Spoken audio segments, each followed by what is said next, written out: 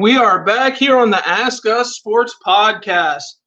I'm with Andy, Viggy Betts down there. I'm with Kembo, and I'm with our special guest tonight, 5-0 Cheddar Bob, as seen on YouTube. Let's go ahead with Mr. Cheddar. How we doing today? Good. How are you doing? I'm doing good. I really appreciate you coming on this time. It's going to be a big show. Viggy, how we doing tonight? As always, Shane, doing wonderful. Glad to be here on another Tuesday with everybody. Ken, how was the 4th? 4th was awesome, man. Nice and lazy, crappy weather. That wasn't awesome, but it was good to get some R&R in. Back, I'm pumped. I'm ready to go. Nothing gets the blood flowing like some Back in Black. So I guess we're ready to do this tonight. I'm still thinking It's Monday. I was almost late to the show. I know. In my mind, it's been Monday all day. For real. Absolutely. I got in a good pump at the gym this morning, so I'm feeling really good. Getting back on the workout stuff. Lost almost 30 pounds in a month. So damn, awesome, man. We're trying to get in shape. Trying to be a warrior, like Ken. Your water proofs. There we go. I love that bobblehead. JJ squat. I love it. First, let's go ahead and jump into some NBA playoffs. Cheddar, your Bucks, they got into the finals. I almost predicted the finals correct on our very first episode. It was when the playoffs had just begun. I had predicted that the Suns and Hawks would be in the finals. Your team saved us. Your team saved us from the ultimate "we'll never live it down" prediction. Thank you, Cheddar. Oh, if that was correct, you guys absolutely would never live it down because I would have been a genius. But Cheddar, do we have a Bucks winning this, or what do you think? It all depends on two things. I think Giannis's health, which I guess he's questionable for tonight. At least that's the last I've heard, but that doesn't mean anything. I mean, questionable in an NBA game, even if he plays. I mean, he could be playing 50%. We saw Trae Young play the last series. He was clearly injured. So that's one. And then number two, I think Middleton has to – he's such a up and down player. He has to have a good series, and then they have a shot. But otherwise, I think the Suns have been the best team all year. So if they do, it's going to be 6 or 7 games, probably 7. So I'm going to root for them, obviously, but it's going to be tough. Ken, do you think Giannis potentially playing tonight is just a decoy?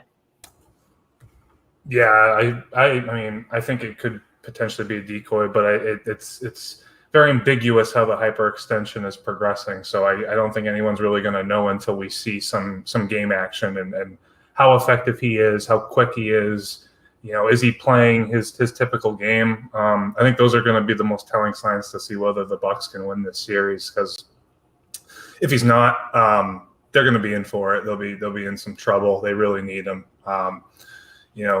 Like Bob said, it's going to take some big efforts from guys like Holiday and Middleton, especially if Giannis isn't ready to go. But even if he is ready to go, all of those guys need to step up.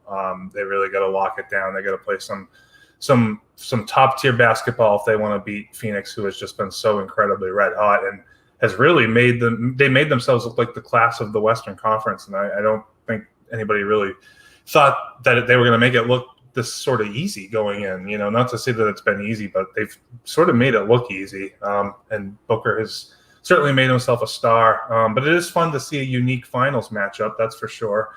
I think I was doing a little bit of research to see if they've ever even played in the finals, but the best note I could find was that the last time they had a matchup this important, the Suns and the Bucks, I think was the 1969 draft lottery.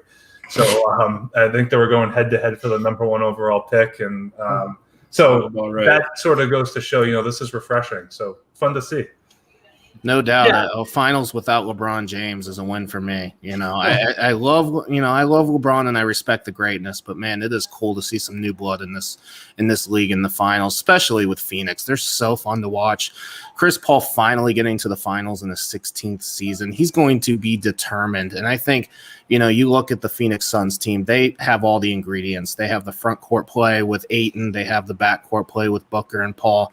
I think they have the better shooting team around between these two teams, and I think that will be the difference. Giannis, I think, will have to have a Herculean series with Middleton. I just don't know if it's going to be enough. I want to say Suns in 4 because that's the cool thing to say, but I think it'll be more along the lines of a 6 or 7 game series. I saw a cool tweet from Bob actually earlier where he was saying the Suns have been the best team in the West since the end of last year. So, I mean, I tend to agree with that. Yeah. I think they've been went amazing. Undefeated in the bubble, right, Shane? Yeah. Yeah. Just I don't think thought that Chris Paul would make this much of a difference, though. I almost have to say Chris Paul's the reason that they're in the finals. Is he's made such a difference on this team as far as veteran leadership, helping Devin Booker progress throughout the season. I mean, even DeAndre Ayton is playing way above what he was doing. Ayton said that Paul was the best thing that's ever happened to him as a professional in the league. So yeah, and I mean, like it's kind of been a slight against Chris Paul for all those kind of flops on the Clippers, and I think it kind of goes to show that he did finally find a fit that works, and he certainly found some guys that he can gel and mesh with and play his game. Who was the real problem in Houston? It wasn't Chris Paul. No, I think we saw Harden's out right now. So yeah. Well, another interesting thing too is that the OKC Thunder allowed Chris Paul to pick any team in the NBA that he wanted to go to, and he chose the Suns. So I think the story is just pretty amazing. But I think if Giannis plays, and Giannis is hyperextension's hard to tell, maybe 75%. I think that's a big impact. Yeah, and that takes a lot of attention off a lot of stuff. Yeah, with the way he plays, though, that's a big injury because he's obviously not a jump shooter. So it all comes down to his athleticism. So if he's having issues with his knee, it's going to be a problem. Yeah. And as we get a comment from one of ECBC's finest, did Ken just it's bottom half Hawaiian, which doesn't show up well on the webcam. I'll be better next time. Did I miss the memo?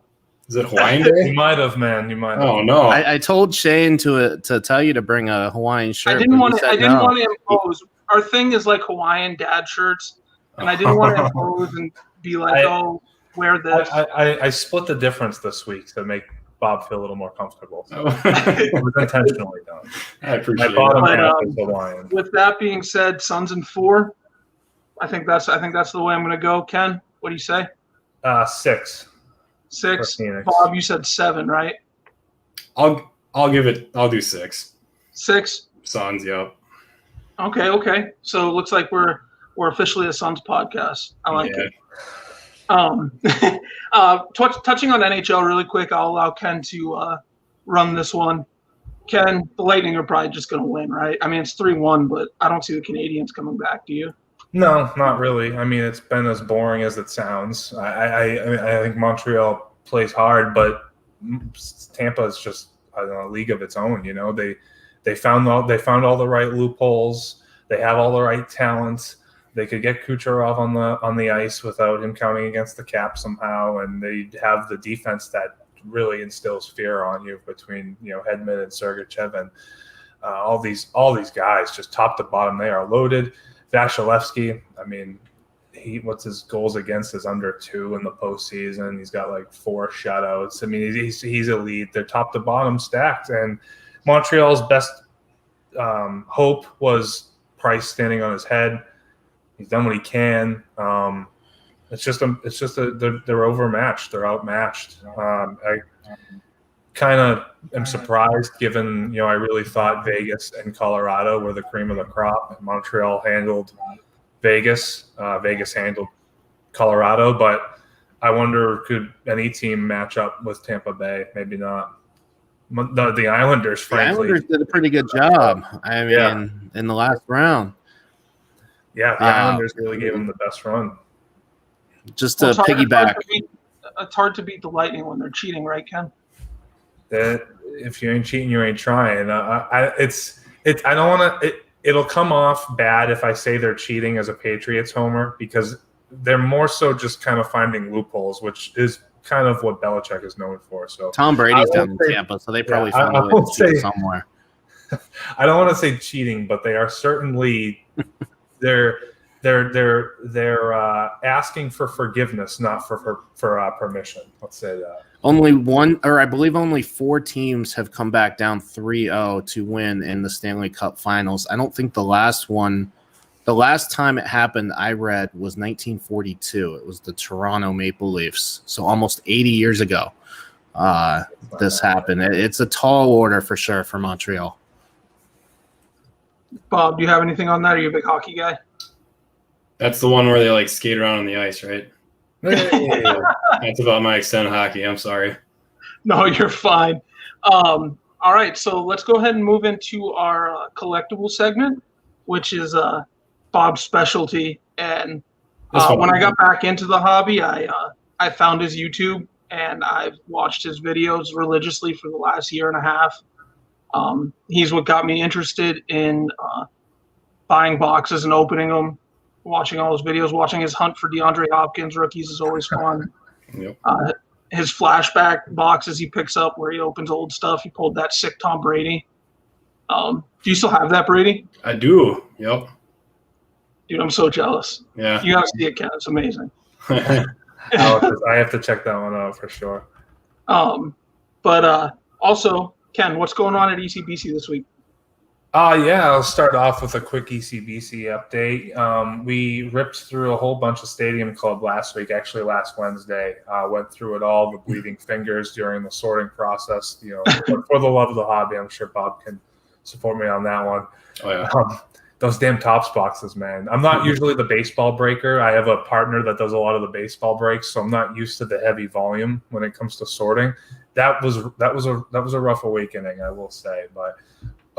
No, we're turning some Bob attention. feels your pain. I'm pretty sure he did a big score break when Score first came out. No, Score, you get that stacks. If you sort Score, you're a maniac. Score's awful. Legacy's bad. Yeah. Yeah, Legacy was bad. Was bad. But yeah, this week we got a stream coming up tomorrow night. We're gonna do some first to the line Chronicles draft picks from 2021. Seen some not really nice 1-of-1s out of there, so I'm hoping to pull a nice 1-of-1 from the rookie class, at least from the top 7 or 8 guys, and then we got some Bowman Sapphire, but I can't take the credit for that. We have a really good member of our community, actually the guy who was giving me shit for my lack of a Hawaiian shirt, really came through and somehow won that whole Topps giveaway thing for Bowman Sapphire online, or he got picked. And he offered him for breaking. So we'll thank Out of Bagels for hooking us up, always looking out for the group. But yeah, we're going to do that tomorrow night. Mostly filled. I think we got a spot left in the Chronicles draft picks, but that's what we're going to be doing tomorrow. And we're looking forward to it. I know Cheddar Bob's probably got some breaks coming up, but I did want to ask him a little bit about his YouTube and barbell breaks and what it is that they do all day and night. Please be my guest. What do you want to know? There's a lot to it, man. Yeah, man. How'd you get started? How long you been doing it for? Because I'll say we're coming up on 1 year in August, and it's been fun. We got back into the hobby from Shane. Actually, Shane started kind of plugging it to me, and then before I knew it, I was well inundated and well in depth. So, I mean, how did you get back into it? If you did get back into it, have you always been into it? What's your story in terms of kind of getting to where you are now? Yeah, so like a lot of people collected as a kid, kind of got out of the hobby, and then got back into it. My brother is like everything as far as getting me back into the hobby. Like most people know who he is. Packer Cards 87. Got a little following on YouTube. But anyways, yeah, he just mentioned he collects football cards, and kind of looked at him like most people probably look at you when you mention that, because it's a little bit different than it used to be now. And I remember my first hobby box after I got back into the hobby was 2016 Optic football. And it was awesome. I opened it up. I'm like, oh my gosh, bringing back so many memories, and it was game over from there. Found out about breaking, so I started kind of getting into breaking, doing a little bit of that, but nothing compares to opening a box or a pack of cards to me. And I know it's like the worst way to spend your money when it comes to collecting, but it is the most fun way for me. So I can't, as far as the YouTube channel stuff goes, I just love opening boxes and packs and whatever. So, and then for barbell breaks, my brother and I have only been doing it for 3 months. We've had the idea it's probably closing in on a year now. And we kind of, took a while to put everything together because when we started, we wanted to do it right. There's a couple things that we wanted to focus on. And first and foremost was having fun. And I'm like, I know we're going to love opening stuff. Like that's a no brainer. Like it doesn't matter what we're opening. We're going to enjoy doing it. So, but we want to make sure that it's a fun live stream for everybody to watch, or even if they can't watch it live, if they go back and watch it, they're going to love sitting there watching it. Kind of the way they enjoy watching the YouTube videos that we do, with Cheddar Bob and PC87. So that was first and foremost. And then second was, how are we going to be competitive on pricing with some of these bigger breakers that get all these allocations? Mm-hmm. And, we had to figure out a way to do that. And we do the best we can. Yeah. And I know our profit margin isn't going to be what they're making. That's fine. I don't care. We're having fun doing it, and we're able to keep our prices competitive, which is awesome. And then one of our third focuses was shipping time. Like we have to ship as quick as we can. People want their cards, especially when it's like a newer product. So we focused on those three main things, and it kind of all came together, and the rest of it just came together based off of that. So it's been fun. It's been a struggle at times. We're on probably going to be our fourth new computer now. We've had some technical issues that I resonate with that more than you know, my man. Dude, it's almost comical at this point how many times I've been to it's comical at this point. I'm going back tomorrow to try to get this one fixed, but I think I'm just going to say, give me another one. Yeah, I made the switch to PC I was trying to do Streamlabs on a Mac. It was killing me. That's what I'm doing. That's what I'm forced to do. I'm impressed with your ability to keep it up and running, because it was killing me, man. And I was just like, screw this, I'm done. I still have the MacBook right here collecting dust. I've just started streaming on the PC. But you really hit the nail on the head, man, in terms of, I think, some of the biggest key focal points in terms of, really providing that great service as a breaker, shipping turnaround times, and then making sure that the experience is just something that, because people could buy cards and open them themselves, and people can buy into breakers that have, all the money coming in. But at the end of the day, you want to be providing them a good time, a service, making it a place to come to when you're breaking and live streaming. And I think that's what it's all about. That's awesome, man. Really, really awesome. And your breaks fill pretty quick. I've tried to get into a couple, and I've missed out on a few. They've been going fast, which is awesome. That was like, I was trying to get into one last week. I don't remember what it was, but I went to go to your website to get something, and it was all gone, and I was very disappointed. But I've watched a few of the barbell break streams, and you guys do have quite a bit of fun. I think the flex of the night is always always one of my favorite parts, especially when PC does it. It's pretty funny. Yeah. No, you guys have a great thing going there. Did you get I know you guys did a lot of stuff with Buck City Breaks for a long time. Yep. Do you guys still do breaks with Buck City or not really? We don't do any more like the collaboration things. I'll still jump into breaks with them occasionally. In fact, I jumped into one of the Chronicles draft picks breaks with them just the other night and hit a 101 that I'm waiting for. Nice. Somebody jumped into our stream to let me know that I hit a 101. Who was it? Oh, that's amazing. Oh, thanks. Was it a good 101? It was a Rashad Bateman. Oh, cheesy. Oh, my Wait, is that a cheesy guy? Oh, no, cheesy. No. Cheesy likes Tylen Wallace. My bad. But Rashad Bateman, the other Raven, right? Yeah. Rashad was their first round pick. That's a great hit. That's sick. Yeah. So, how would you say the hobbies positively affected your life? Ooh, that's an interview question. 100%. It's 100% the people. 100% the people. it is nice to like it is a kind of relaxing thing to kind of get away from everything. But I've already got something, you know, the gym is what does that for me. So it's definitely the community of people. If you search for the negative stuff, you can find it in the hobby. But if you keep an open mind, it is 99% positive. You hear great stories like you just mentioned. Topps sent a free box or whatever to your buddy. I think Ken mentioned that. You know, Topps sends out free boxes. Panini sends out free boxes. So, and then you get all the random acts of kindness all over the place. So, yeah, there's a lot of positive aspects to the hobby.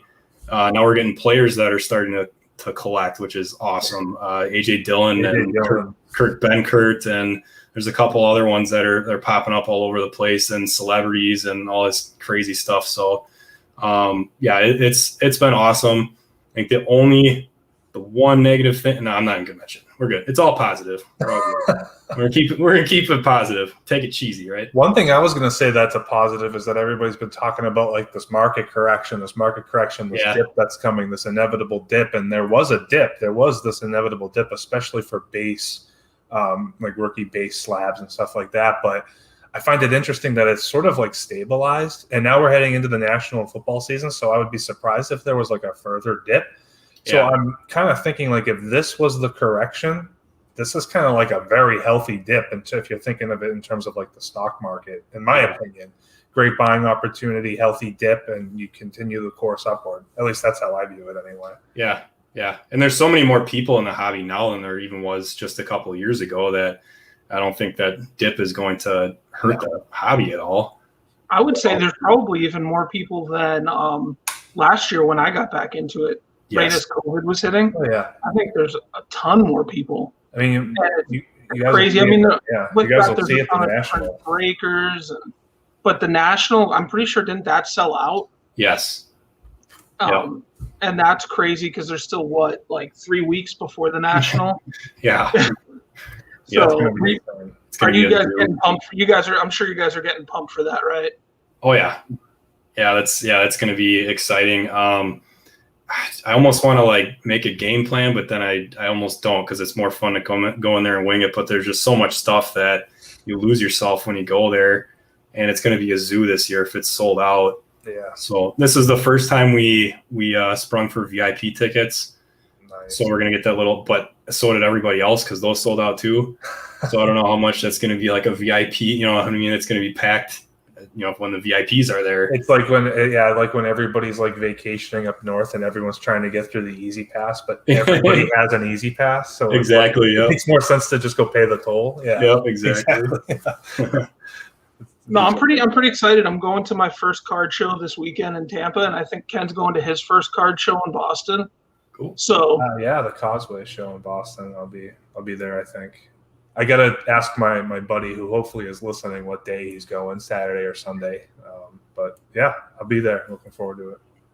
And I'm pretty excited. I'm gonna meet some people that I've been friends with on Twitter for a while. And again, that goes back to like what you said, the people in the hobby are what makes it so good. Mm-hmm. And that's what I'm excited for, is to, you know, meet people that I've talked to for months, I've traded with, I've sold to, I've bought from. So it's just exciting. Maybe pick up a pretty big card. I'm looking for Joe Burrows right now. So hoping I get something big. But I do have a question for you. You live in Wisconsin. Yes. Your brother's a huge Packers fan. Yeah. Well, what made you a Cardinals fan? So back when I was younger and more impressionable, it's all Larry Fitzgerald. I just liked watching him from the minute he got out of college. He just impressive. The wide receiver position has always been like that position that I've been drawn to, and seeing him make it was awesome. And then the playoff run that he made just kind of like cemented it. I'm like, all right, I'm a Cardinals fan. That's it. So, but yeah, back when I was younger, which is, I don't give kids flack for this because I did the same thing. I was like Steelers fan, and then I was a Bengals fan. It was whatever team had cool players or cool colors or whatever until I was old enough to kind of settle on one. So yeah, it was all Larry Fitzgerald from there. I was gonna say, I hope you don't hate the Steelers, man. Just from a few years ago. No, I still have nightmares about that. James Was a great Harrison. game, man. Yeah, Well, James Harrison either running way, into the end zone and me yelling at the TV for them to just tackle the guy. Yeah. So yeah, that was good. That was a great game. It was heartbreaking, but it was cool. That was an awesome game. So, going from Larry Fitz to DeAndre Hopkins, you've been pretty spoiled at the wide receiver position, I'd say. Yeah. And I do know you are a pretty avid Christian Kirk collector. Yep. At least I've seen some of the Kirks you display on your videos, and they are amazing. How many Kirks do you have, if you know total? Like autographs or like total? Total. Oh geez. It's got to be 700-800 maybe. It's got to be a ridiculous amount. It might even be more than that. Something stupid. That's like Ken with Derrick Henry. Yeah. I don't have 800 Derrick Henry. I wish, but yeah.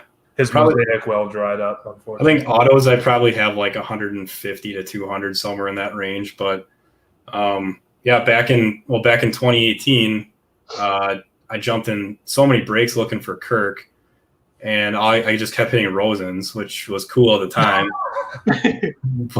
but you know how that turned out, and I just sat on them because they were PC at the time. So I don't want to talk about that. That was a dark chapter in my collecting career. Isn't in the league anymore? I don't know. He's somewhere. I don't think so. Oh man, I think he was with Miami and got cut. Oh, he's never really had a true chance, though. I mean, that's kind of been the unfortunate. You say that, but I watched him live, and he doesn't deserve a true chance. He was bad. He was not good. Good. So, like I told you pre-show, we're a pretty pro Kyler Murray podcast. Do you think it's a good opportunity to buy Murray on this kind of dip we're on? I cannot believe how inexpensive he is compared to some of these 2020 quarterbacks. Yeah. Like he's down in the Jalen Hurts range. He's like lower than Tua.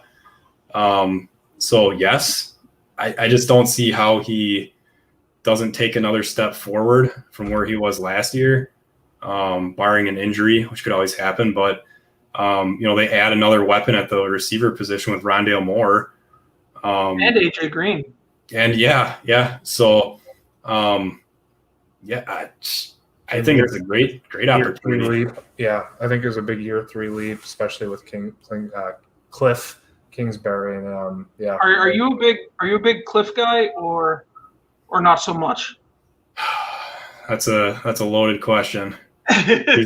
He's been so good at times, and then the second half of the season, there were times where the offense was so stagnant. It was worse than they were with Rosen, and I just couldn't figure it out.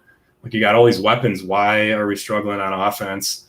And sometimes it's just kind of the goofy play calling, all the screens and But I like what he's doing. He's brought, as long as Kyler likes him, I'm okay with it, because that's one of the most important things. If your quarterback gets along with your coach, you're good to go. So we saw that in Green Bay where Rodgers wasn't getting along with his coach McCarthy, and McCarthy took off. So. As long as they're getting along, I'm cool with it.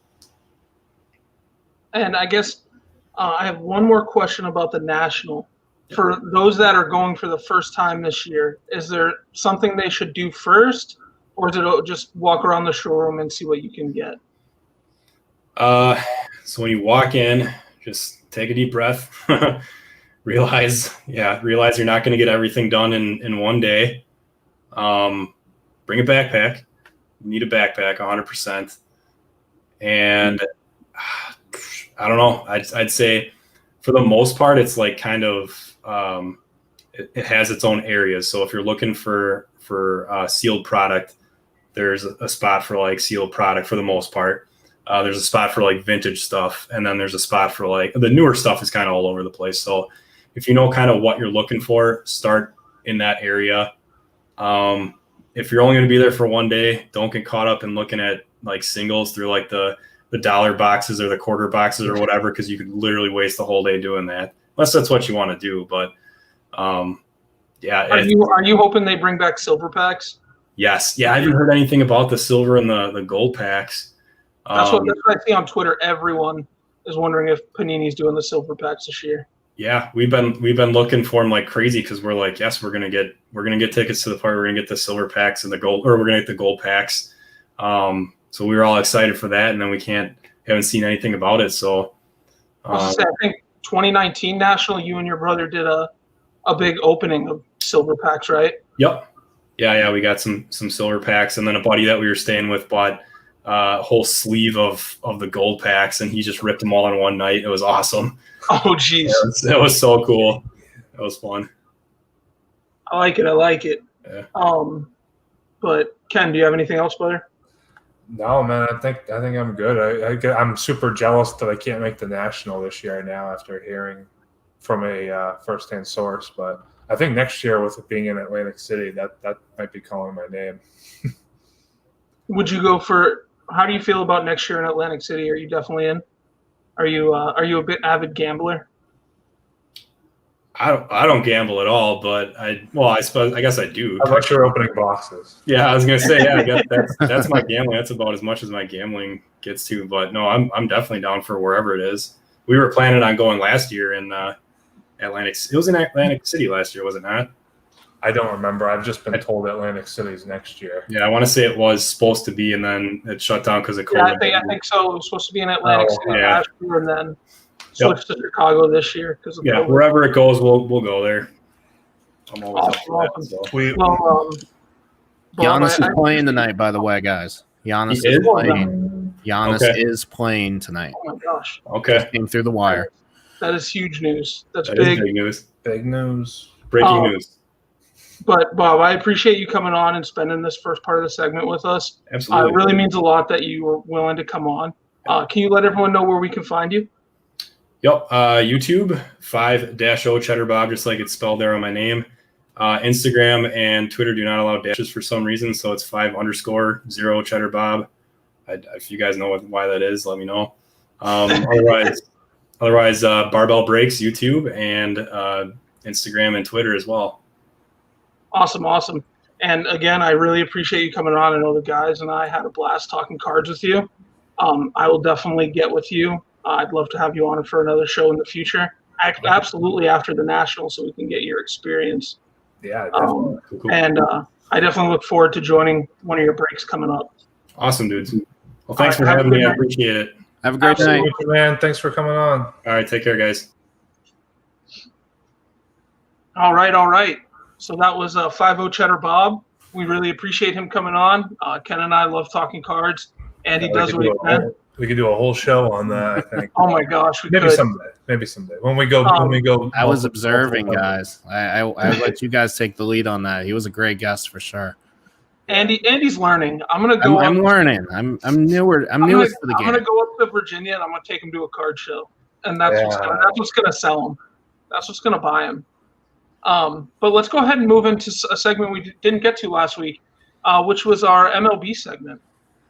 We're going to lead off with Kyle Schwarber and Shohei Ohtani having amazing months, weeks, you name it. Andy, you're the Washington guy. Tell me about Schwarber. I know he's hurt right now, but what's going on with his historic run? Yeah, Kyle Schwarber really has changed the way I look at NRFI for the Washington Nationals. And unfortunately for Schwarber and the Nationals, Schwarber has a hamstring injury. He is out for the foreseeable future. But his run in the month of June, I believe he had 16 or 17 home runs in the month, an unbelievable month. Shohei Ohtani is I want to say he's our generation or our century's version of Babe Ruth. Is that fair to say? Like how amazing Babe Ruth was, but Shohei Ohtani's kind of giving that to us. He's 30 home runs, 31 home runs already, an ERA under 3. He's going to pitch and hit in the All-Star game. It's just unbelievable what he's done this season. And really the comeback story from Tommy John surgery as well is just the next level kind of story. Not just, from hitting standpoint, but from a pitching standpoint, really where he would be affected the most. So Shohei Ohtani's been unreal this year. Just so much fun to watch. I'll stay up and watch an Angels game without any NRFIs or YRFIs or whatever, just to see him hit at least a couple times during the game. It is just unreal. So much fun. Out of bagels. I don't know if Shohei is gonna be ripping cigs and pounding beers during games, but like Andy said, people are staying up now to watch Angels games. You would think they would have done that with Trout, but Shohei's really pulling them in, and with a healthy Trout, Ken, I got to think the Angels could be a dangerous team. Maybe not this year, but down the line. If they can figure out some pitching, like any pitching ever, I don't think they've ever had a good pitcher, or at least not in the last. Jared Weaver. Yeah, that's since those days. I mean, they really need some pitching. But yeah, no, you're right. I mean, Andy wasn't sure if it was fair to call him this generation's Babe Ruth, but frankly, he might be better. I mean, honestly, he really might be. I mean, he's the closest thing to it. Like nobody else has done this since Babe Ruth. No, we never watched Babe Ruth, unreal. So it's like a legend to us. But really, what he's doing is beyond comparables. In some cases, it's actually better. I mean, like Babe Ruth, I believe, was only a two-way player for a little over 210 games, like 215, 220 in that range over the course of 1918, 1919. After 347 career games of hitting and pitching, we have Ohtani, who is actually leading in slugging percentage by about 11 decimal points. But really what Ohtani's doing against lefties is something that is incredible. He's slugging .674 against lefties this year. Babe Ruth, Lou Gehrig, and Stan Musial are the only three people who have ever done that before, ever. And those guys are old, man. We're thinking these are things that have not happened in a century with Shohei Ohtani. His career numbers are actually in line with Roger Clemens for pitching and Willie Mays for hitting. Like, it's incredible what this guy is able to do from both sides of the plate. I found somebody who wrote something up, and this really kind of distills the amazement, if you will. He hits the ball harder than Juan Soto. He throws it harder than Yu Darvish, and he's faster than Randy Arozarena. He leads the league in home runs and bunt hits. And until this year, no player, including Babe Ruth, has ever hit 30 homers and made 10 starts on the mound in the same year, but Ohtani's done it in just under half the season. I mean, in his splitter, you can't hit a splitter. It's probably the best pitch in baseball. I think it's the most unhittable pitch in baseball. The batters are hitting like .083 or something against his splitter. Just keep going down the list. What we're seeing is uncharted territory in terms of baseball performance, and probably something we'll never see again, at least not from an American-born player, because American-born players are sort of shoehorned into that. I'm going to work on my pitching. I'm going to work on my base running. I'm going to work on my power bat. Like, you don't see these two-way. I mean, Brendan McKay is the closest one, but even still, he's not going to be a two-way player like Ohtani is. What Ohtani's doing, if he can keep it up and stay healthy, is beyond what Babe Ruth has done, in my opinion. Especially, there's a good chance that Ohtani could hit 30. Well, he's got 30 homers, but could also steal 30 bags. Right.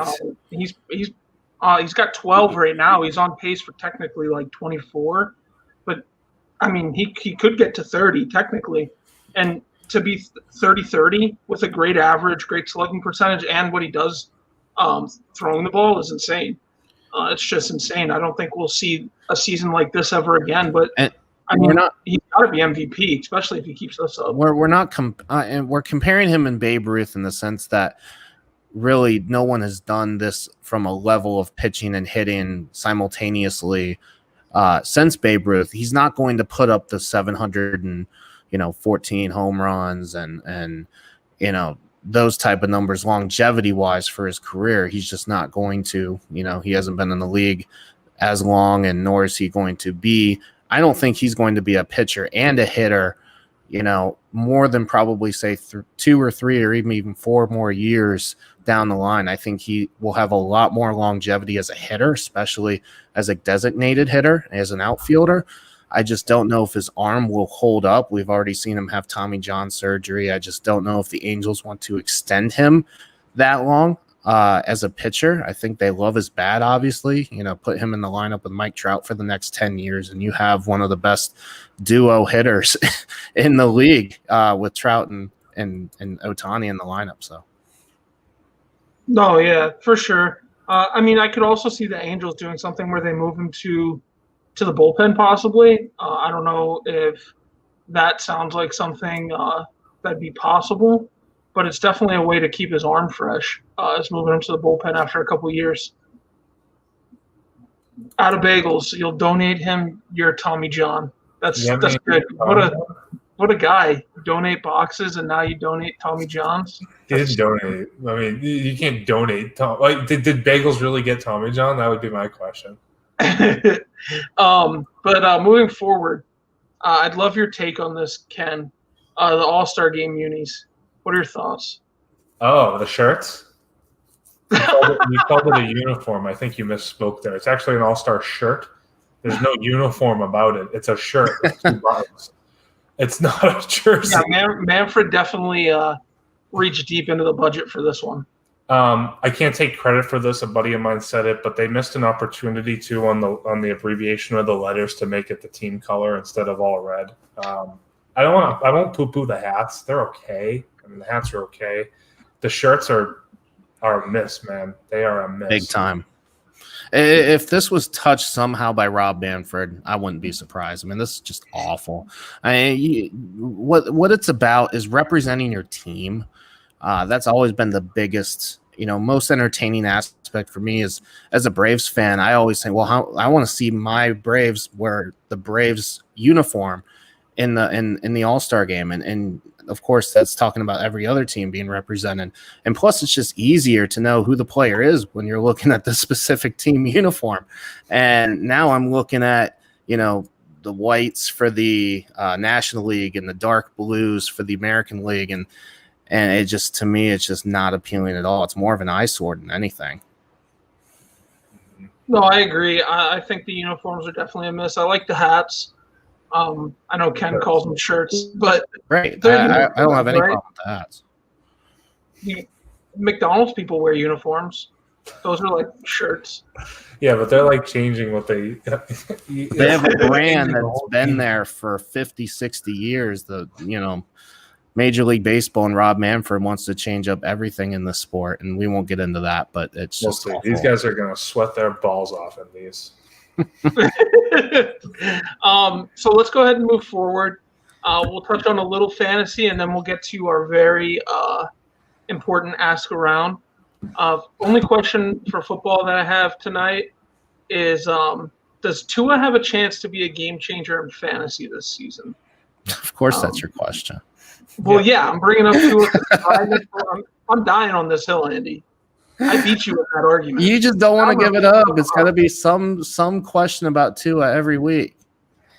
I beat you in that argument, and now we're talking about get over it. I did. You did not. People said I did. It doesn't matter what the people say, Shane. Ken had the final vote. No, I could think of pitch a strike 3, but it doesn't matter to me. It's what the umpire says. It's what the referee says. Get out of here. Andrew, I'd love to lead with you tonight. Tua, is he a game changer? I think he can be a game changer, Shane. I'm not saying Tua is a bad player. I'm just saying I won the damn debate with Jalen Hurts. Jalen Hurts is going to be better this year. But if we're talking about Tua in and of itself, Tua has a great opportunity this year. And I am not disputing that. You take a look at what he can provide. He has all the tools, Shane. Do you see that comment? It doesn't matter. I'm sorry, Shane. He's got all the tools with Jalen Waddle, with Devontae Parker, my boy from Penn State at tight end, who it's drawing a blank right now. Mike Gesicki. Preston Williams. They've got a lot in the a lot there, Shane. I just don't know if he's going to overpass, Josh Allen in the division. It's just going to be hard to see, but they definitely have the team around them to make it interesting. I think they can definitely compete for a wild card berth. If New England, we'll see how Mac Jones works out, and obviously So the Jets. Where would you Jets have a long way to go, so let's just put it that way. Where would you have Tua, fantasy wise, like top 15? I don't know if I go that far. I think you would have to earn that, Shane. I don't have my rankings out yet, but just thinking about it, maybe top 20 with a high upside. Ken, what says you, ref? I think moving on from Chan Gailey gives him the best shot he's going to have to succeed. They're definitely going to look to throw the ball downfield more, you would have to think. So they're going to test him. No more of these short passes, no more limited. And he's not getting taken out of the game anymore. Let's just put it that way. It's do or die now. So it's his game now.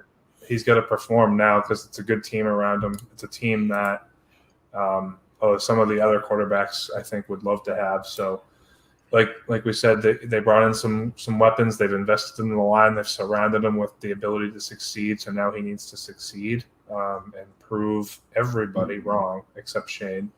But I mean, from a fantasy perspective, I don't have interest. I mean, if I waited and took him as a backup QB, that would be fine. But I would never want to start him, I don't think. Not yet. His ceiling to me is 30 combined touchdowns and 4,400 yards. That would have made him QB 10 or QB 11. I probably like him in the 14 to 16 range, which is kind of a cop-out to the top 15 question. So I will say he is right on the cusp of top 15. I'll put him as QB 15. How's that? So if you consider 15 in, then yes, he is in the top 15 in my opinion. But I don't even know if I would draft him in the top 15. I think I might be able on draft day to find 15 quarterbacks I'm more comfortable with as my starter. Yeah, I mean, I don't know if I would rock Tua as my starter right away, but as my backup quarterback, I'm definitely rolling the dice. Like you might, I might rank him ahead of guys like off the top of my head, like a Roethlisberger, but I'm gonna probably draft Roethlisberger if I have the chance. Maybe that's wrong, but I'm absolutely taking him over Big Ben. Big Ben sucks. Let's not go that far, Shane. Let's not go that far. I don't know. I just don't know if I'd be comfortable taking Tua in the 8 to 9 range, to be honest. Round 8 or 8 overall? No, round 8 or round 9. Yeah, you're not going to get me to do that. I mean, you're talking about taking him over. I have that much faith that he could be a game changer, especially as a bench quarterback. Are you going to take him over Trevor Lawrence? Possibly. Absolutely I think he's got a better supporting cast. Matt Ryan and Carson Wentz and as a backup quarterback in your league, Ken, I will take him in round 8 or 9. Baker. I'm taking him over Baker. I would take Baker. I would take Ryan. I would take Wentz, and I would take Lawrence before I took Tua. I'm not taking him over. I mean, I'm not taking. Can you stop boring our fans and talk about Stephon Diggs real quick and how he's ascended into a top 3 fantasy wide receiver? Let's take a look at Stephon Diggs real quick. You take a look at him and what he did for Josh Allen's development. I think that's the biggest indicator of how we can evaluate Stephon Diggs. You take a look at really Josh Allen's development from 2019 to 2020. He went from 3,000, just under 3,100 passing yards to 4,500. And a lot of that has to do with Stephon Diggs. I mean, Stephon Diggs had a career year himself. He had 1,000 yards in 2018, 1,100 in 2019, and he had a career high 1,535 receiving yards last season. So not only just developing Josh Allen, but becoming that bona fide number 1 wide receiver. Stephon Diggs is one of my favorites in the league and definitely a top 3, top 4 receiver. I agree. I think he's going to be elite for a while. He's like it's we always see these like elite quarterbacks blossom, right? And usually when they blossom, there's a receiver right there with them that also blossoms into a potential sort of run that could take them both into the Hall of Fame. You know what I mean? Like you're seeing like Mahomes and Tyreek Hill in a more modern day sense, but you can go back generations and see this with Brady and Edelman and going all the way back to Montana and Rice. But I could see Diggs and Allen having that same trajectory because they both have emerged as two elite top 3 talents together. Like they are the definition of mutually beneficial to one another. Diggs going into his 28-year-old season and Allen going into his 25-year-old season. And so they're going to have a lot of room. For all intents and purposes, underutilized in Minnesota all those years. So, I mean, good on them for doing what they did by getting Jefferson. They have a great thing going there. But really, Diggs was elite this entire time. And it goes to show that his frustration was probably warranted. I mean, clearly the guy knew what he was capable of.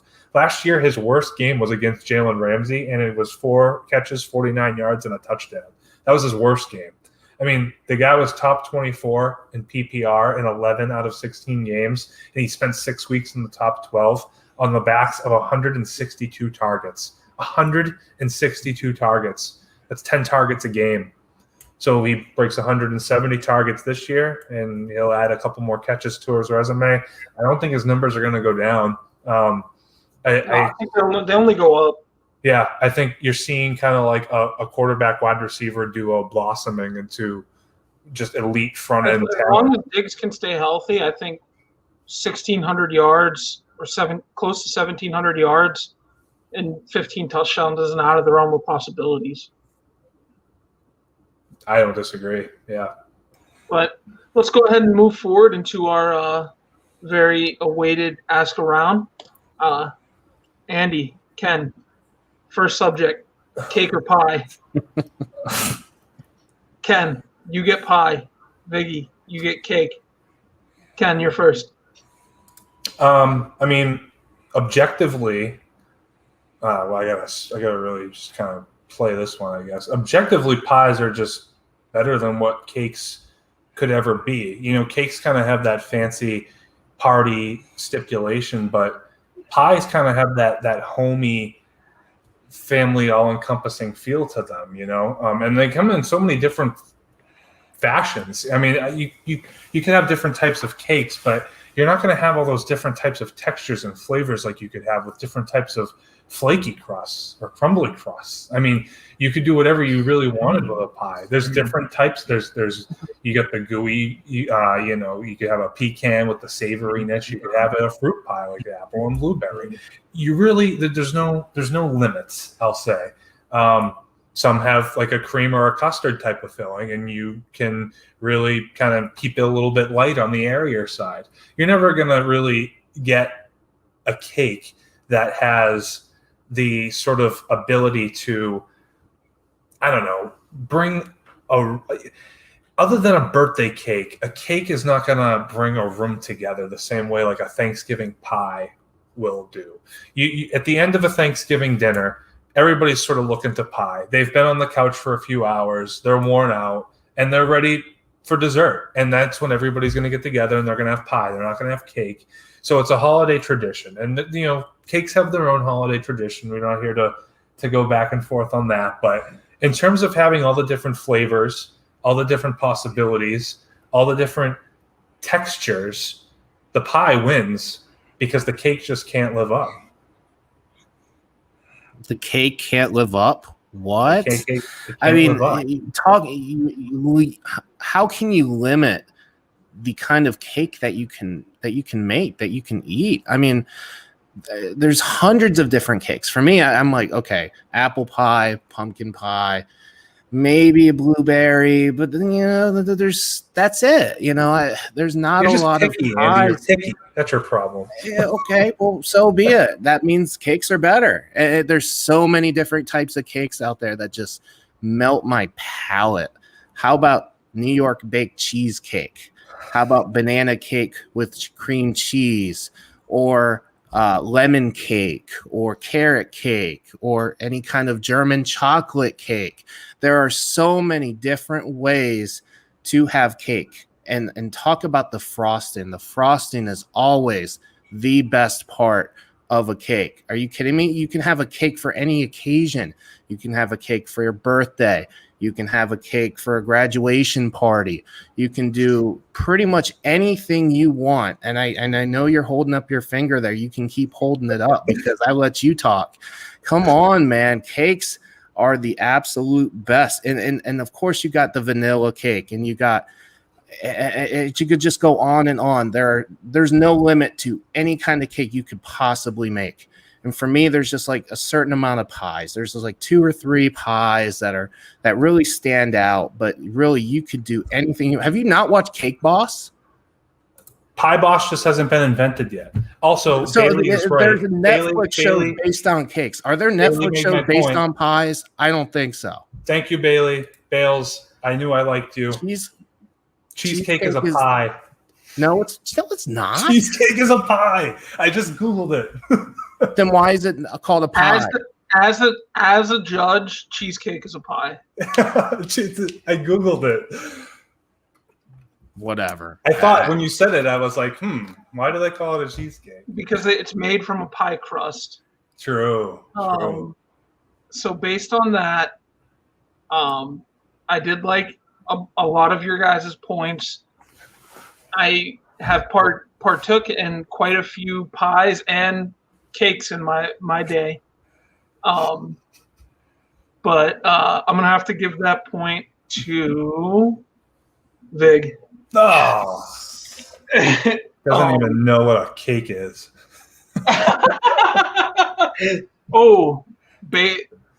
Bagels agrees. He thinks Vig got the point as well. Okay, well that was a great debate. That was the best one. That was the best non-sports debate we've had. So moving on, we're gonna do one more non-sport tonight. We're gonna do movies or TV series. Ken, I'm giving you movies. Andy, I'm giving you TV series. I started with Ken last time, so Andy, I'm gonna start with you. Why should people like TV series over movies? Well, first of all, you get the drama that, for me, when you look at TV series, first off, I have like an ADHD problem with movies. I can't watch a movie for more than 3 hours or even 2 hours. So for me, TV series kind of fit the bill anyway. I'm a very much a reality TV kind of guy. Shane, Big Brother tomorrow, can't wait. Best reality show out there. I know you are a huge reality TV show guy, but for me, it's not just reality TV. It's the 24s of the world. It's the Lost of the world that, to me, just stick with me. You get the plot, you get the pilot at the beginning, and that kind of just introduces you to everything, and then you get the character development, and there's a concept to me that goes throughout the season. You know, I'm sure everybody has watched Dexter. I'm still watching Dexter. I'm through 3 seasons of it. It's just, there's always something. There's either always something new. Yes. And you've gotten me into a lot of those types of TV shows like Dexter, like Lost. So for me, there's the character development that within those seasons, there's always a cliffhanger at the end of every single freaking episode, especially with Lost. If you guys haven't seen Lost, you guys have to watch Lost. And if you guys have watched Lost, you guys know exactly what I'm talking about. There's a cliffhanger after every single show, unless there's unless there's like a sequel or a trilogy. You just don't get that with movies. And I'm not dogging movies by any stretch, but if you're like me, you have some ADHD. You can't get through 2 hours of movie. I can get through a 3 or 4 hour sporting event, but I cannot get through a 2 hour movie to save my life without just like pausing it or just getting bored or looking at my phone. There's the action packs of just the binge watching for me of a TV series. I just personally enjoy more than movies. Ken, he's pandering to the judge. He doesn't have to pander. I bet I could out-Lost Andy in a trivia war. I watched Lost when it was on. So did I. I got Andy into Lost like 2 years I ago. got to binge watch it. 23, That's the 42. best part of watching TV series after they show is you can binge watch it. Well, not everybody. Why are movies better? That segues nicely into the reason why movies are better, because not everybody has the time to dedicate to watching multiple series of a show over, the course of a weekend or a week or even longer in the cases of some shows like, I don't know. So, example, the reason I haven't started Shameless is because I'm terrified of having to watch hundreds and hundreds of episodes, and I just don't have the time to watch it. But a movie, I got a couple hours. I can sit down. I can relax. I can get some popcorn going on a Friday night, and I can watch a 2 to 3 hour movie. And I will say that there's nothing. I mean, going to theaters, you can go to a theater. You can be immersed. You can sit in front of the big screen TV with the Dolby surround. You don't usually get that from a television show. You're in the confines of your own home. The movie gives you the potential to watch it in the confines of your own home or go to a theater, but that's not really all. Who's going to the movies now during the pandemic, though? I just went and saw A Quiet Place 2. It was great to be back. But I mean, anyway, a good movie, I put it to you this way. TV shows can fall off the rails. They can be ruined. A good television show can be destroyed. I'm looking at you, Game of Thrones. Game of Thrones is a prime example of a television show that had everything going for it. Game of Thrones sucks anyways. The first 4 seasons are still largely impeccable television that people love, but people don't even care to go back and rewatch it or talk about it anymore because the ending was so terrible. You don't get it. If you have a terrible movie, just don't see it. You don't always know if your TV show is going to come back and just stomp on your heart and rip your heart out. I'm watching Manifest right now. It got canceled. I don't even know if I want to continue because it got canceled. But with a good movie, I'll say this.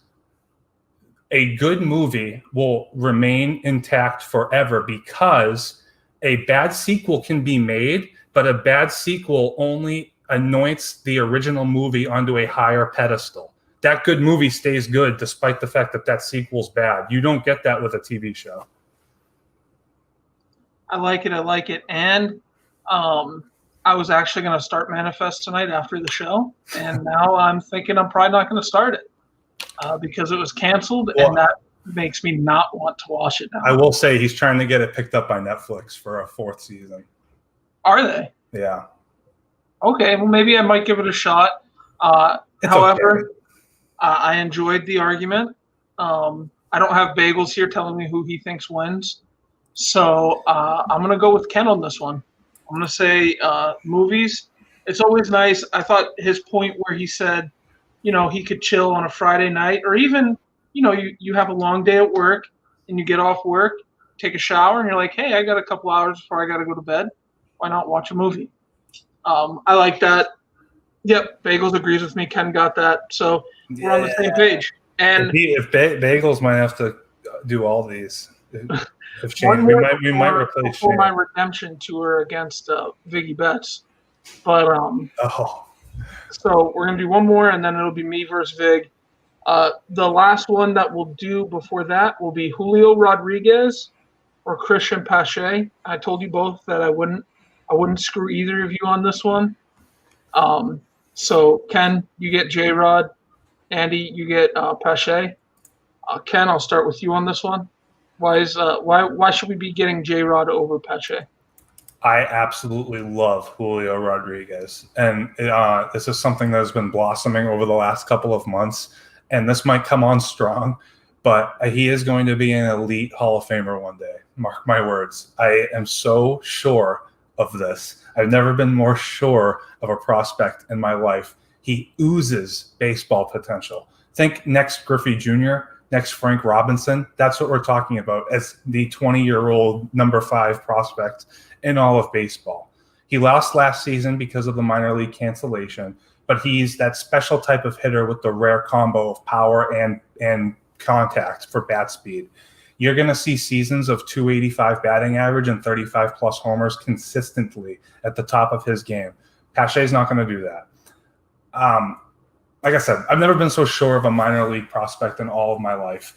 And in case you didn't love him already, at age 20, he's locking down the middle of the Dominican National Olympic lineup right now while they qualify for the bids. So the kid he's everywhere. He's got that, like, it's hard to describe, but he has that contagious sort of smile that he's going to be such a fan favorite for Seattle. He's going to be such a darling for that team. I know if Sandy is listening right now, he's probably jumping up and down.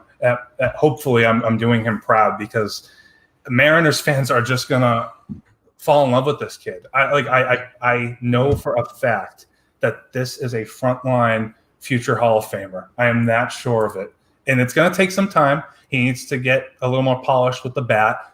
He does still chase some pitches, but in terms of just having that raw stuff, he just hit the double A's a week ago. He's off to a 481 OBP, 1,000 OPS, a 333 batting average. He's never hit less than 325 over the course of a full season at any level that he's been at. And his minor league numbers across the board: 943 OPS, 24 homers, 130 RBIs, and 600 at-bats. Only 600 at-bats. That's really all that's missing right now, is some more ABs, some more time. But in 2022, I think we're going to see him, because he's going to be one of those bats that forces his hand at such a young age. And once he gets here, I don't think you're going to see like a Kalenic or anything like that. As long as they do it the right way and they let him sort of continue on the trajectory that he's on, the sky's the limit. And I don't know if Pache's major league bat will ever rival that. This is why I hate this segment, because I get the guy who's come up, has had a cup of coffee, and hasn't not really as impressed as much, and Ken gets the guy that he can say, whoa, let's just put him in the Hall of Fame already, when the about him. But everybody can kind of see what Christian Pache has done at the plate and say, well, okay, well, Julio's better, I'll just give the point to Ken. But here's what I'll say about Christian Pache. He, unfortunately, this year has dealt with some injuries, specifically his hamstring, has never really gotten off the ground. But we saw the capabilities of what Pache can bring to the table last year. Chipper Jones, Braves great, came out and said, and this was when he was 19 years old in the minor leagues, he said he is a center fielder. He is a Gold Glove center fielder right now at the age of 19 years old.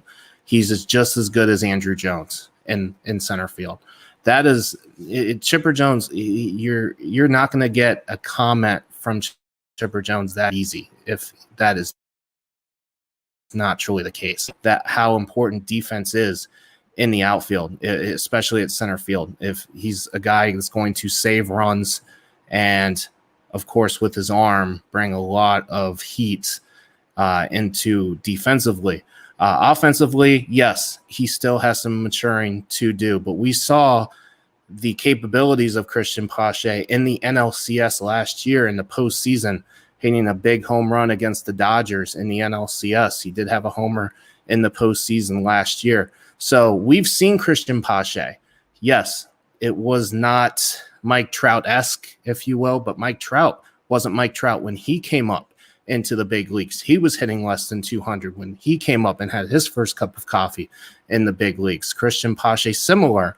I'm not expecting Christian Pache to be a 40 to 50 home run guy as like Mike Trout, but I believe Christian Pache can have a 20 homer ceiling when he comes up, when he stays healthy, when he gets the everyday position, and be a perennial Gold Glove center fielder in the big leagues. And believe me, a lot of teams will take a Gold Glove perennial Gold Glove center fielder, whether he hits 15 home runs or 20 home runs or 2 home runs. He'll be one of the best defensive players in the game, and that, bar none, is why he will be one of the better players in this league. Again, very good arguments. But what's the saying for baseball? Isn't it chicks dig the long ball?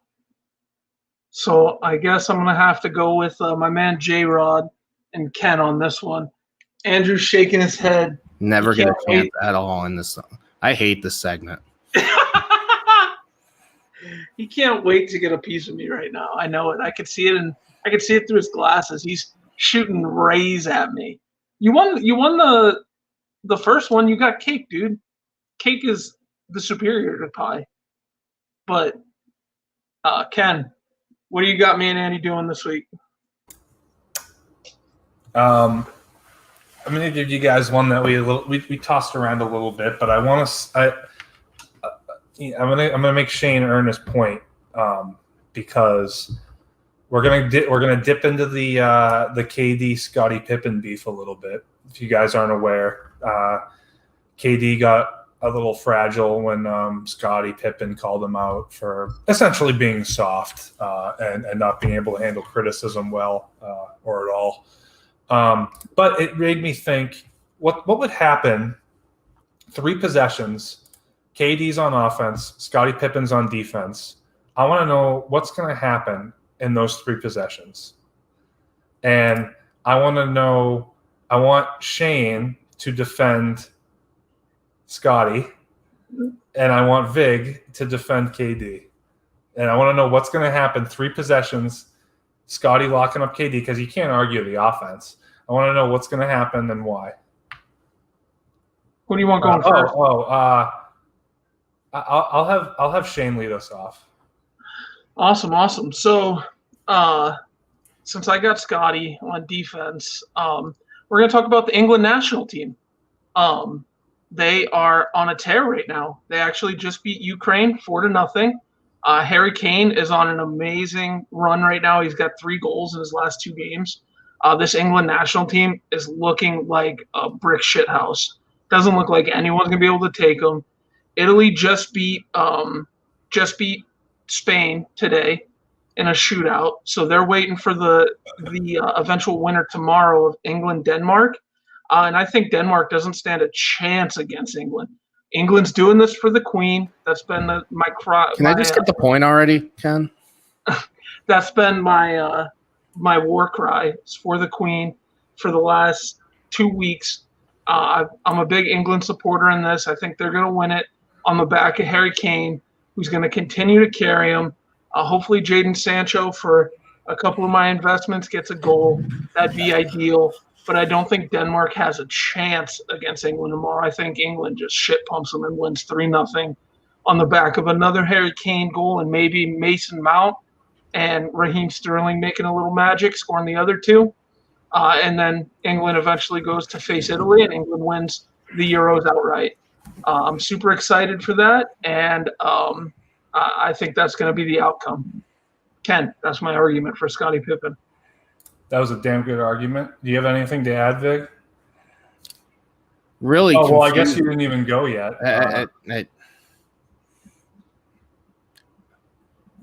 I'm literally speechless right now. Is what are we talking about? Don't feel the need to say anything. Believe me.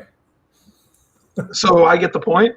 The point will go to Vig, but I think I'm going to toss you guys a different one because that was a dirty trick, Shane. Okay. I don't appreciate that. I worked hard on that. I worked hard on that toss-up that you thought of. Okay. All right. I'm going to give you one, but I'm going to do it sort of randomly here. I'm going to make you guys debate quarterbacks. Okay. But not normal quarterbacks. I'm sick of the rookies. I'm sick of the Patrick Mahomeses. I want you guys to debate for me who's going to have a better season. And I'm going to give Shane. Let's see. Who is this? I'm going to give Shane Kirk Cousins, and I'm going to give Vig Ben Roethlisberger since Shane just shit on him a little while ago. I'll let Vig defend this guy. So, Vig, you start with Ben Roethlisberger, and I'm going to make Shane defend Kirk Cousins, who I think is probably a fairly older counterpart. Well, I think that's fair. Older counterpart. Well, I wouldn't call older, but okay. Not older than, you know what I mean. They're not spring chickens anymore. All right. Well, you can call me biased all you want as a Steelers fan, but Ben Roethlisberger has been the best quarterback in Steeler history. Yes, I said the best. Won 2 Super Bowls. I know Bradshaw won 4, but when you look at everything collectively, Ben has been the best. One of the things I loved about Ben Roethlisberger when he was in his youth was his escapability. Now we look more along the lines of how quickly he gets rid of the football. And that was actually more, as great as that was at the beginning, it was more of a deterrent near the end of the year, but not because of his skill set, but because of the fading offensive line and the lack of a running game. The difference this year, however, is I believe we will have a better offensive line, but 2, we will have a much better running game with Najee Harris at the helm. But when you look at the stats for Ben Roethlisberger over the years, he's had, in 2018, remember, he just had a 5,100-yard passing season. Okay, he has just under 400 touchdowns. He has the longevity that Kirk Cousins wish he could have. Kirk Cousins can barely go out and throw any touchdowns in the 1 o'clock slate. In primetime football. He's like the worst primetime quarterback we've ever seen. Where is this debate here? Ben Roethlisberger's won 2 Super Bowls. He's been to 3. Kirk Cousins can barely snap the football and throw to any player on his own team in a primetime or postseason game. That's if he ever gets to the postseason. And frankly, I don't even know why I'm going to debate any more stats with Ben Roethlisberger. He's far and away, he's a future Hall of Famer, and Kirk Cousins might be out of the league after this season as a free agent. Will he even be a starter after his days in Minnesota? So to me, there's really no debate here. Ben Roethlisberger is just far and away better. Shane, you think Cousins is that bad, or is Viggy piling on him like he piled on Tua? He's piling on like he piled on Tua, and I'd like for you to take negative points from him like you did for me for the interception thing with Tua, because Kirk Cousins actually had a very good season last year, albeit he was 7-9. That defense was god-awful. He had 4,265 yards passing, 35 touchdowns, and 13 interceptions.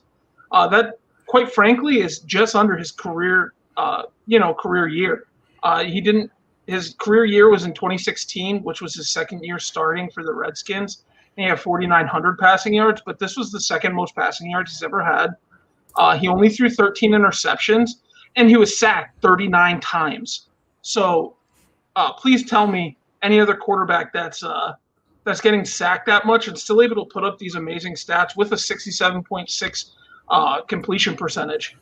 He was very good. Justin Jefferson and Adam Thielen were great. He didn't miss a step after losing Diggs. I think he played excellent. Dalvin Cook was amazing. It's just the defense let him down. I think that Vikings team, if they had a formidable defense, could have made some noise in the playoffs. I know Andy's saying the primetime stuff, but let's look at the season last year as a whole. Ben Roethlisberger had 3,800 yards, 33 touchdowns, and 10 interceptions. But that was against weak competition. They went 12-3 and then got annihilated in the playoffs. We saw who the Steelers were last year. Did the Steelers nearly come back to win that game against the Browns? And I believe Ben Roethlisberger had a huge part about that. It wasn't even close at halftime, and they brought it within like 10 points in the fourth quarter. It was like 35. What was it? 35-7 at halftime. It wasn't actually close. But he had a 105 quarterback rating. QBR was 63.2. So what was Kirk's only win? Kirk Cousins is very obviously going to have a job after next year when he's a free agent. He put up the stats. He didn't turn over the ball. He got sacked a shit ton, and still played really well. It was the third most sacks he's ever taken in his career. He was still able to get the ball away. He made Justin Jefferson a star. No one thought Justin Jefferson was going to be the star of that draft class last year. Mm-hmm. Everyone had it pegged on Jerry Jeudy, on Henry Ruggs, on the Alabama boys, and Justin Jefferson came out and absolutely stole the show. Did he make Kirk Cousins better? Yeah, of course. But Kirk Cousins made him who he was, and Adam Thielen had a good year. Overall, that offense was very good. It's just the defense was very bad. I think Kirk Cousins, while he has no Super Bowls, he never had a defense like Ben had. Ben had the 2 Super Bowls Ben won. He had amazing defenses.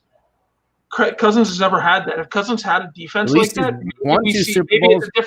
maybe it's a different. Hey, I let you talk. You let me talk. Maybe it's a different. It's a different story in the playoffs if he has a defense that's as good as Ben had. Because Cousins, frankly, has put up some great seasons. The year he threw for 4,900 yards, he only threw for 25 touchdowns.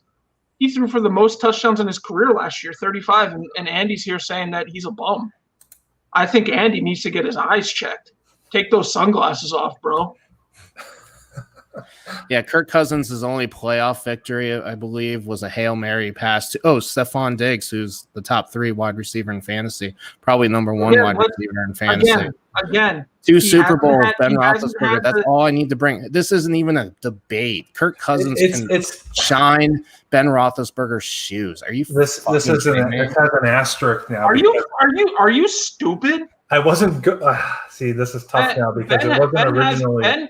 Ben hasn't been good for 3 years. It wasn't. And when has Kirk Cousins ever been good? Last year, 35 touchdowns. Please look me in the eye and tell me Kirk Cousins is a legitimate quarterback in this league. He was an elite quarterback last year. 4,200 yards, 35 touchdowns, and 13 interceptions is nothing to sneeze at. Nobody will ever say that Kirk Cousins is an elite quarterback in this league. Good, sure. Elite, get out of here. He put up great numbers last year with a team that everyone thought he wasn't going to do much. And that offense was very good. Yeah. It's tough because this has turned into a legacy debate, and that wasn't the original intention. I more so wanted to know who was going to be better this year. I don't think you can have a legacy debate with these 2 guys. No, there's not a legacy for Cousins to leave. I think in terms of fantasy performance and output, they're actually very in line. Cousins, it's funny because their numbers are very close last season. And Ben, if we're talking fantasy in this year, it's going to be Cousins. He's got Cook, he's got Jefferson, he's got Thielen. And Ben has Claypool, Ben has Juju, Ben has Najee Harris coming out of the back. Okay. You can say that. I can come back and say. You don't know what Najee Harris can even do. He's a rookie. He's going to be the number 1 back in Pittsburgh. It's not even close. If it's not for Trevor Lawrence, Najee's going to win Rookie of the Year. Whoa. Slow down, bro. This was tough. It kind of spun off the rails a little because I didn't want it to be a legacy debate. But because I think going into this year, what you're going to likely start to see is less like Big Ben doesn't have that scramble ability anymore. He might not even have that deep downfield ability. Oh, he definitely doesn't. You don't need to have it. You might not. I know. Not in this offense. You don't need to have it. Like it's possible. I think I got to give the point to Kirk Cousins only because I feel like it would be unfair to rule this based off of legacy. And that's the biggest reason. Let's go, baby! Isn't that what Kirk Cousins said? I don't know. No, he said you like that. So you don't even know what he said. Like that, Andy? You're trying to stand up for him. Like that? Yeah, that's got him back, baby. Let's go back on top. Cousins is typically a top 12 fantasy quarterback, though, so he is usually very criminally underrated. Exactly, and that offense is going to be amazing this year again. But Big Ben actually threw more touchdowns last year, which you wouldn't think so because people say Cousins had a good year and Ben had a bad year. But I think Ben's bad year was more so highlighted by the – No, Ben threw 2 less touchdowns last year. I thought he threw 33. He threw 33 touchdowns, 10 interceptions, 3,800 passing yards. Cousins threw 35 and 13. Oh, okay. Yeah, 3 more interceptions. I can give you that. You're trying to be that petty. Yeah, 400 3 more interceptions. Yards. 400 more yards. But anyways. Team was trailing more. After that heated debate and Andy getting And annihilated. and Ben played one less game, I believe, too. After Andy got The annihilated, exact same. after Andy got annihilated, we are now going to move into Viggy Bets. Oh, Andrew, this is take it where you away. get back on track. Hey, I got relegated to the bottom this week, huh? Didn't I? That's okay. We'll save the best for last. How about that, Shane? It's Cheddar Bob's fault, man. Cheddar Bob was the man. I have no problems with him. I'll take the rear end, if you will. I'll take the caboose for Cheddar Bob. But no, it's been I believe it's been a good night so far. I actually have to recap myself from our plays today. I do want to say, for all my boys out there, all my supporters, boys and girls out there who love the first inning bet, the first inning guru, if you will, the NRFI is back. First off, we've been awesome in that the last couple days. We went 2-0 yesterday. We started out 1-0 today with the White Sox and the Twins going scoreless in the first inning. Anybody know what's going on in New York? It's raining. Is it raining there? Yeah, it was pouring. Game has been delayed for more than 2 hours, by the way. My DNRFI, if you will, Brett Anderson and Jacob deGrom. Jacob deGrom finally showed us he was human on Thursday, and my Braves did it to him, giving up 3 runs in the first inning.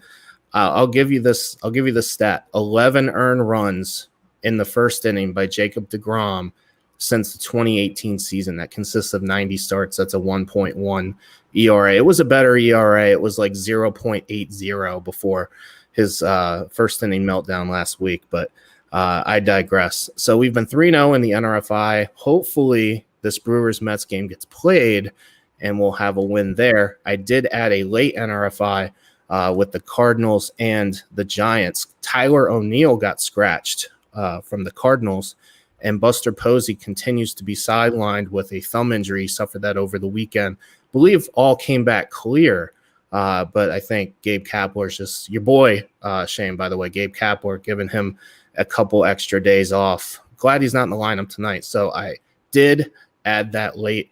Buster Posey is 7 for 20 lifetime against Adam Wainwright. So I waited all day just to see if he was going to play.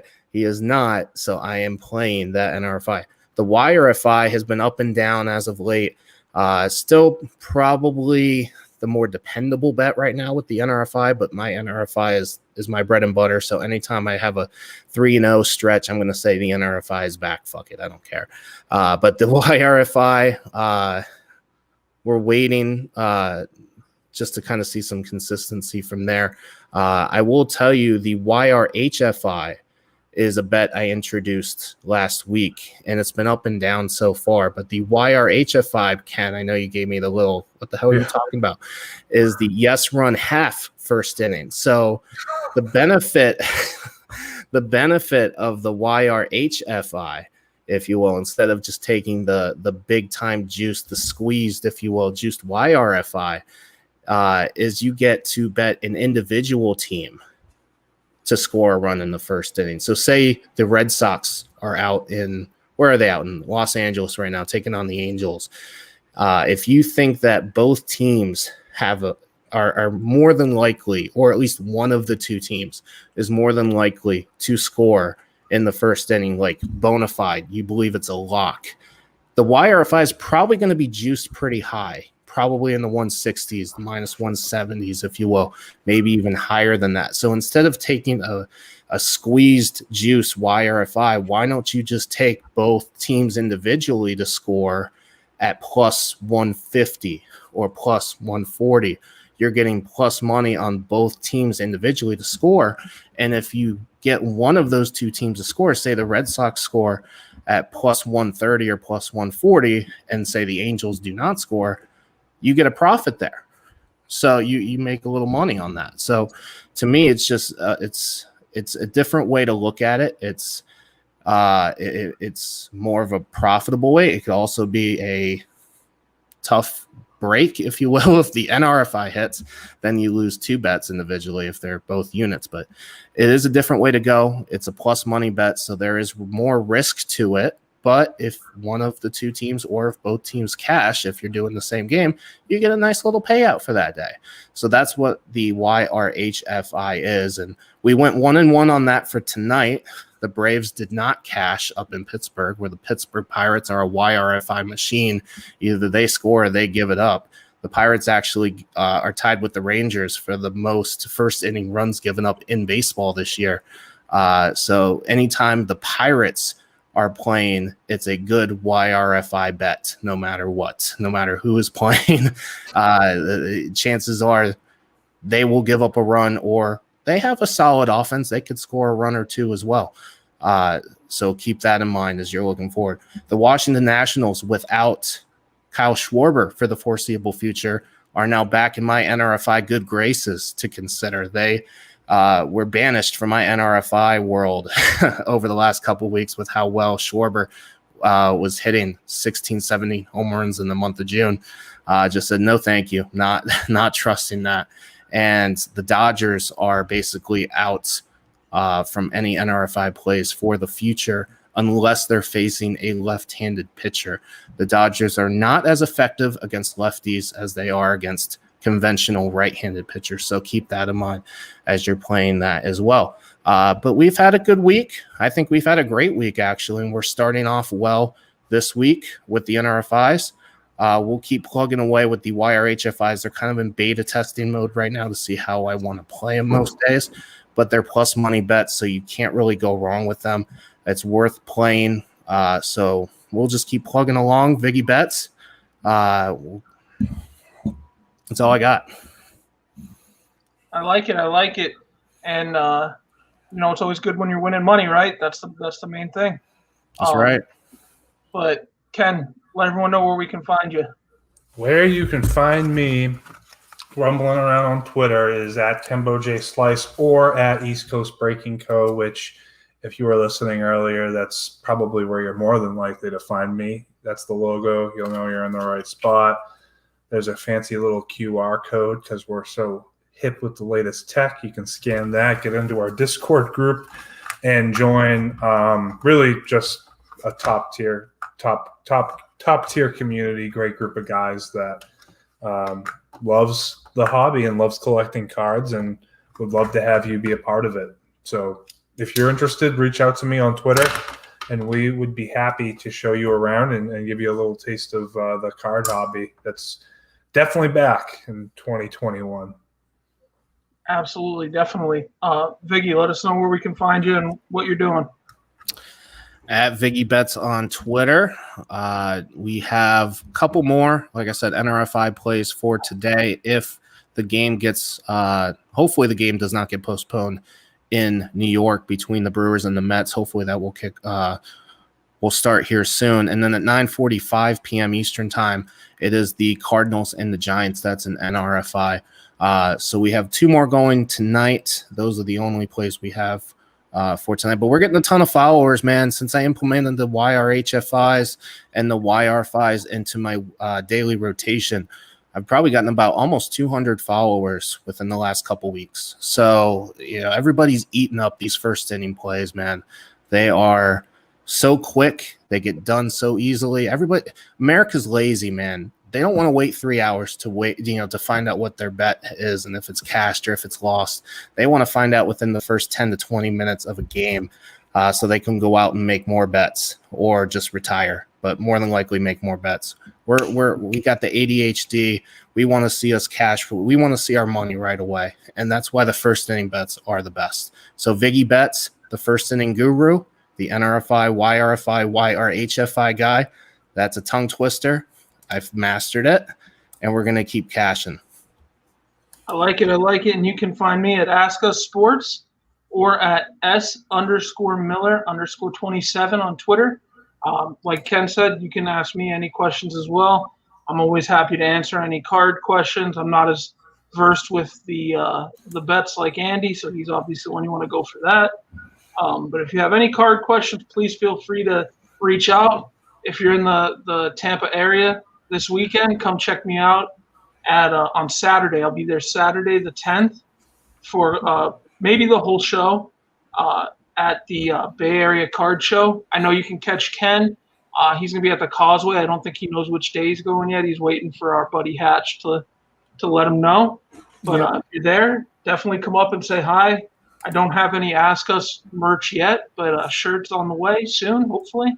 I really have to get on. And I'll be at a swimming pool somewhere. I won't be at a card show, but I'll be at a swimming pool just chilling. Hey, that's just as good.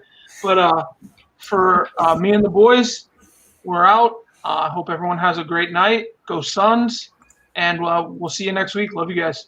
Thank you, guys.